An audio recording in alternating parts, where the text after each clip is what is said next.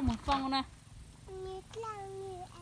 nít lang như các sự lâu nó sai chứ chào trong câu thấy nó đừng nó yeah so beautiful trong câu thấy nè tụi mình thấy nó chắc là họ nít lang như lên nó nè ok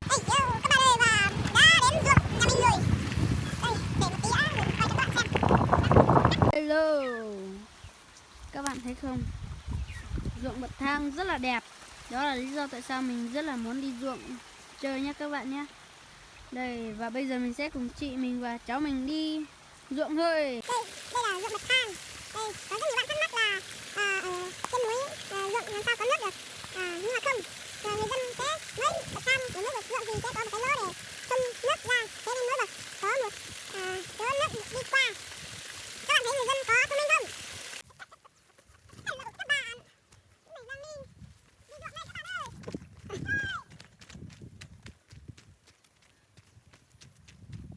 Kìa các bạn ơi, ruộng nhà mình kia là cái láng ruộng, ruộng nhà mình ở láng nhà mình là láng thứ hai tính từ dưới lên và là láng to nhất đó, các bạn thấy chưa? Tí mình sẽ dẫn các bạn đi vào xem trong đó có những gì. Bye bye. Còn ở đây nữa các bạn. Đây không biết đi đâu. Chắc là chỗ kia đấy. Đây.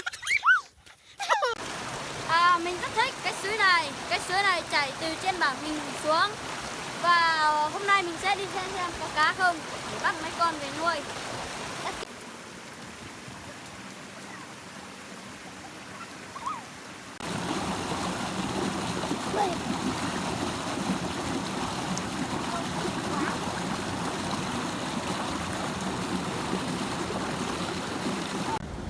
Vâng, các bạn ơi, rất là buồn.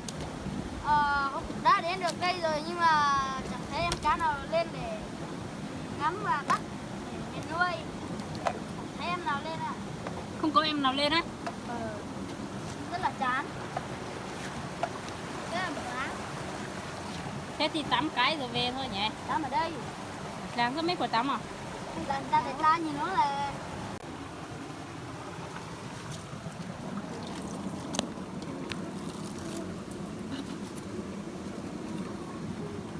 ở đâu?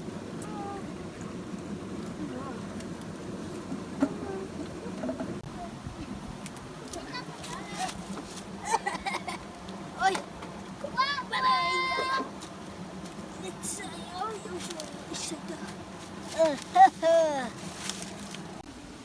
chào các bạn, mình lấy mấy hòn đá ra và thấy một em cua rất là nhỏ bé. Cái này mang về ăn hay là để làm gì á? Không biết đâu. Để tí thả lại thôi. Vâng, thả lại thôi mà. Để nó làm giống này. Ok.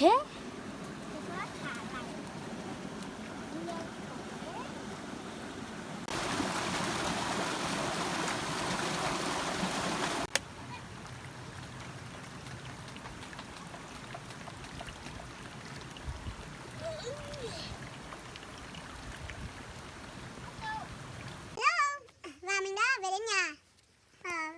Vừa nãy thì đang quay nhưng mà điện thoại hết pin nên không quay được cho các bạn xem.